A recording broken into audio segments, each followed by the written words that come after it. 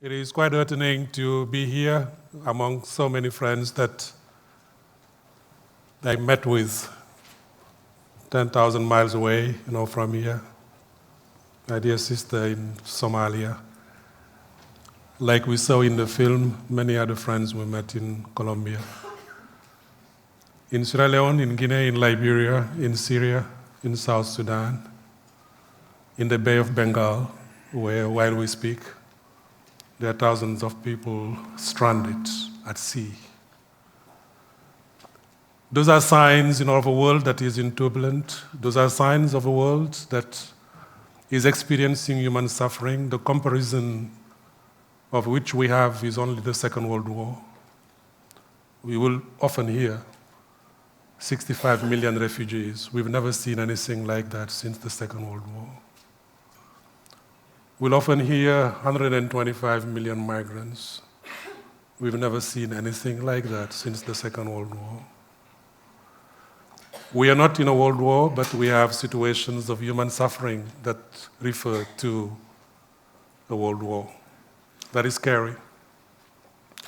There is also globalizing at the same time, like we can see it in Colombia, where people are there and are there all the time to accompany people to respond to their needs. They're there all the time in places where there is no doctor to provide health. There is there all the time in places where it is most dangerous to live and then to work. And then if you ask the volunteers why you do this, the response becomes very simple, yet very profound. We are the Red Cross, we stand for humanity. If we don't do it, who will?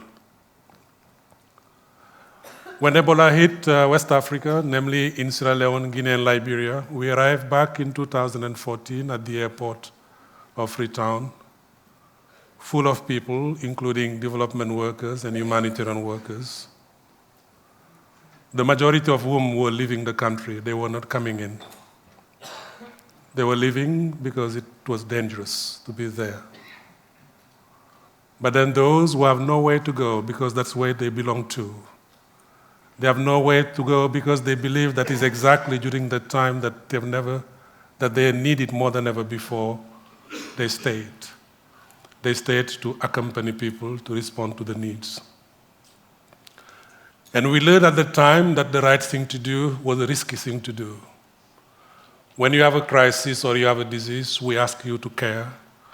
We ask you to support. We ask you to touch. We ask you to, when your loved one is deceased, to wash, to bury.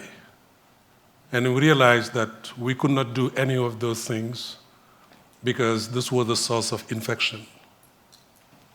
And of course, people got confused, they got overwhelmed, and then they needed a voice which is trusted, a voice which is respected, a voice that is a vehicle of the norms and then the cultures of what people believe in, to care, even in times where caring becomes the most difficult thing to do.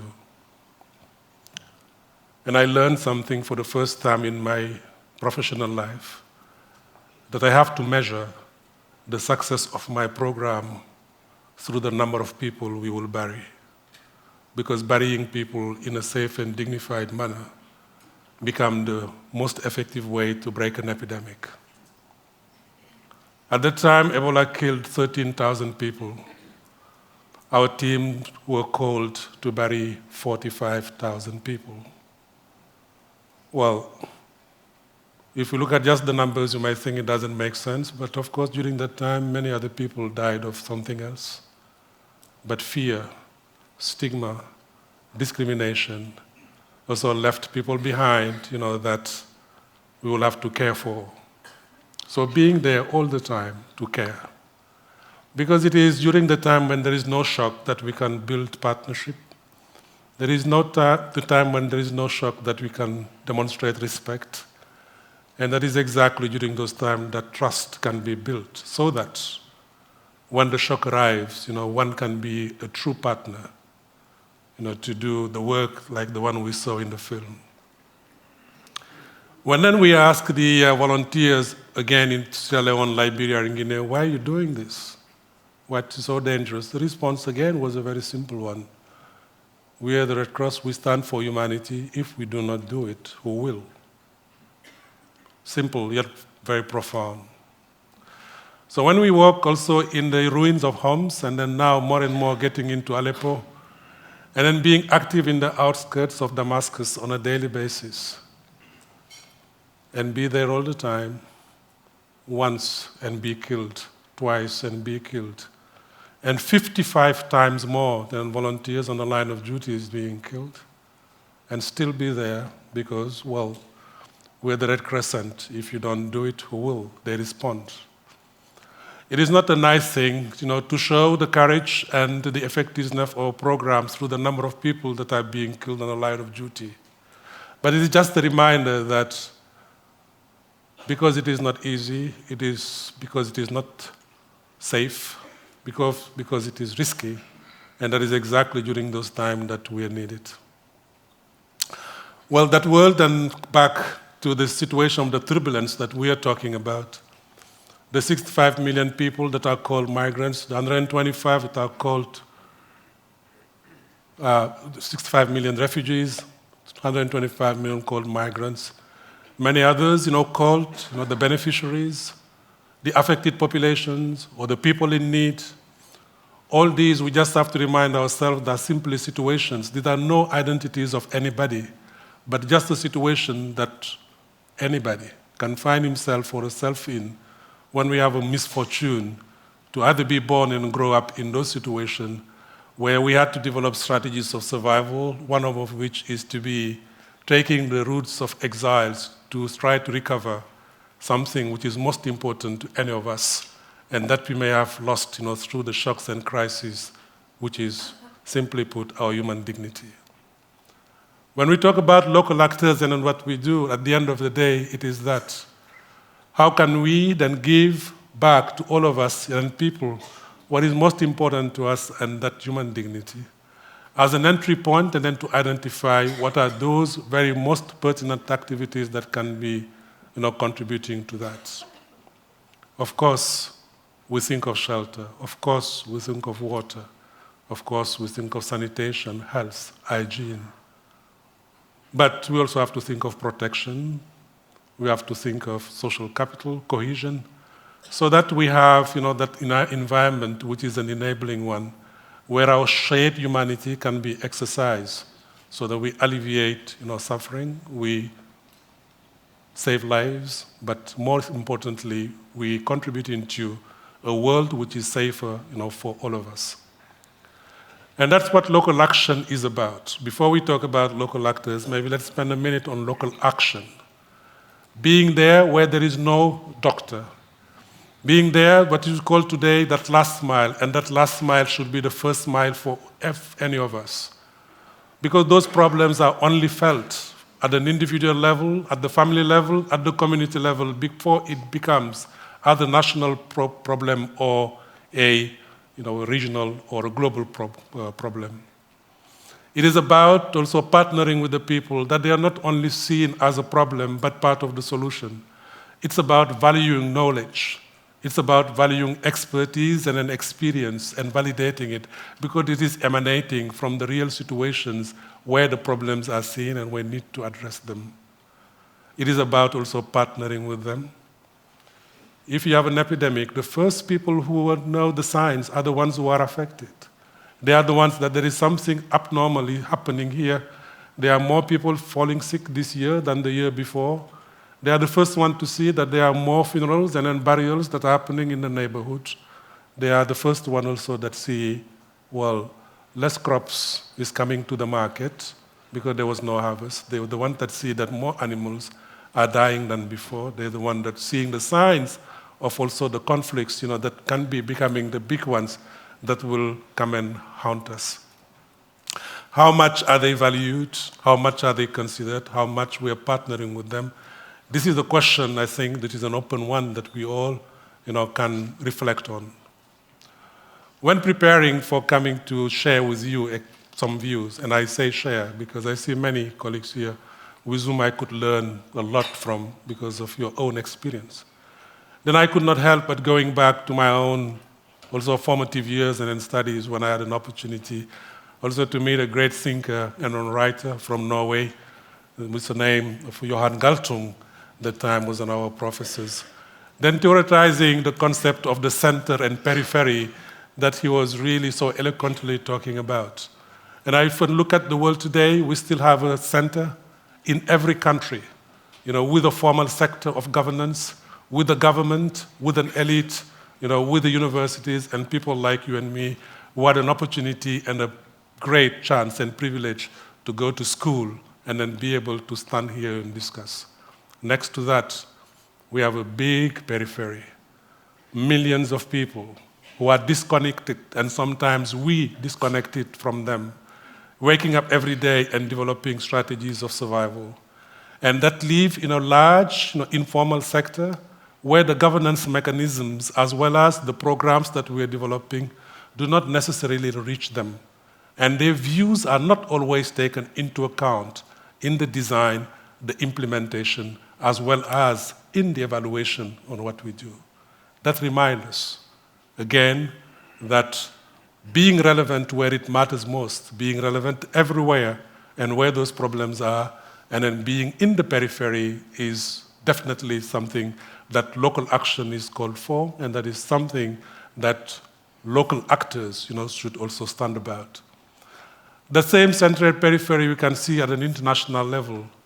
It doesn't matter today, if we do a certain type of work or we involve in certain processes or we have an opportunity to go to certain schools. It doesn't matter where we come from or how we look. I'm a Senegalese, raised in a Francophone system, standing here in front of you, speaking English, and then we understand each other. Okay, we wear the same shoes and then suits. I'm not sure that the same connection and then the same similarities can be said about the peripheries of the South and then the peripheries of the North, except there is something new today happening, which is something called internet that is contributing to the globalization, where then for the first time, the problems, no matter where they happen, 10,000 miles away, we can get connected to that. And communities, the way we define them in the confines of a geography, they do not cut it anymore. Communities are built today across borders. They are built around commitment to a cause. And unfortunately, they also built around common frustrations. And that, if it is not addressed, can come back and haunt us and then become challenges that we see. If we talk about local actors and local action, of course financing is important. But it is not only about financing. It's about recognition. It's about respect. It's about trust. It's about partnership. It's about finding solutions to the problems that people face. And if you want to do that, then we have to look at it from the lens and the perspective of those who are affected. And through their eyes and lenses, the divides that we often put, even though I fully understand that from a structural and from an institutional point of view, those lines of the divides are getting blurrer and blurrer. It is blurred between preparedness and response. It is blurred between emergency response and recovery. It is blurred between humanitarian work and then development work. It is more about a continuum where capacity should be built, where early warning matters, but early warning only matters when it's followed by early action.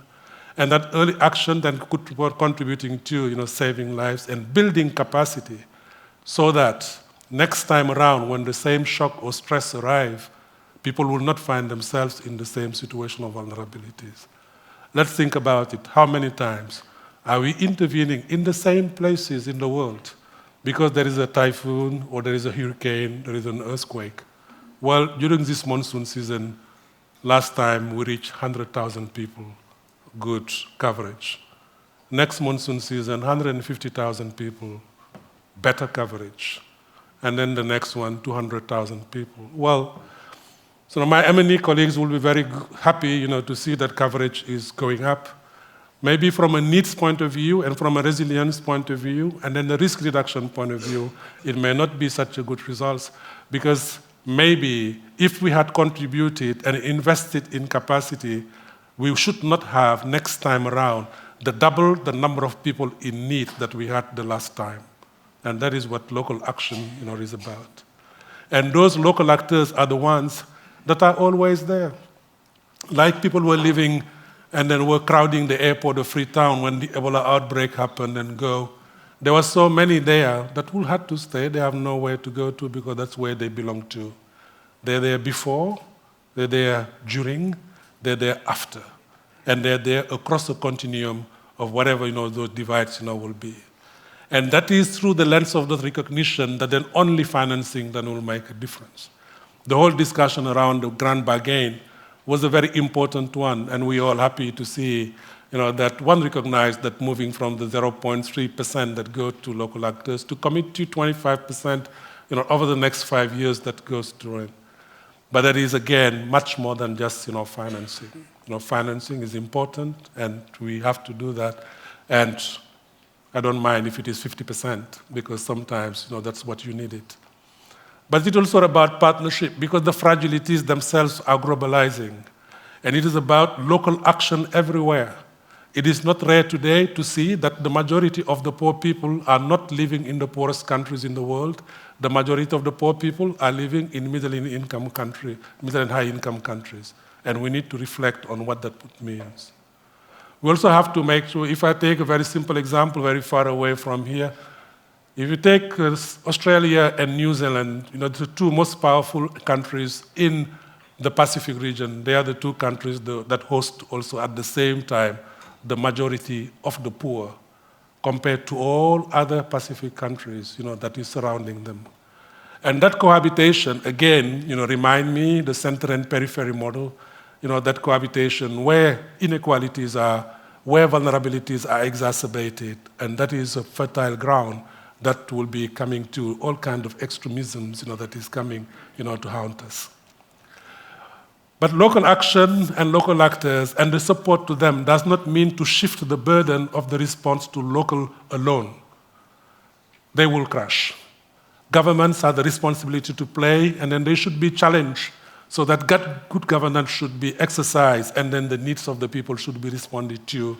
And leadership, true leadership, be exercised, that we can define in many, many thousand words, but at the end of the day, it simply means find solution to the problems of the people. And that is also a responsibility of government. In many other times, local action is so dangerous that we may need a buffer and a partnership and collaboration to have a safe distance also to respond and then to support each other. Hence again, it is not a panacea to say that it's only way to do it this way. The only word to avoid in the humanitarian and development response is the word only in itself, because there is nothing like the only way to approach it. So partnering between local actors and regional actors and international actors, partnering with government is also a very important thing. Now, why we are saying all of that? Because we are the Red Cross and Red Crescent societies, 190 national societies in 190 countries in the world, 17 million volunteers on the ground, working and living in those same communities, being there all the time, and I stress, all the time, on the side of those in need to accompany, to respond, and that's what we're pledging to put to the service to all of us, to partnership, which is the only way that despite all the good results that we have achieved individually, we have with humility recognized that none of our action alone is matching the scale and the magnitude of the response that we are seeing. Well, worst situation since the Second World War, was not an introduction to tell or paint a pessimistic view of the world. It is just a way to remind all ourselves, now we are needed more than ever before. Now local actors are needed more than ever before. But now also is the time to build a partnership so that the burden of the response will not be shifted to any single partner alone. Thank you very much.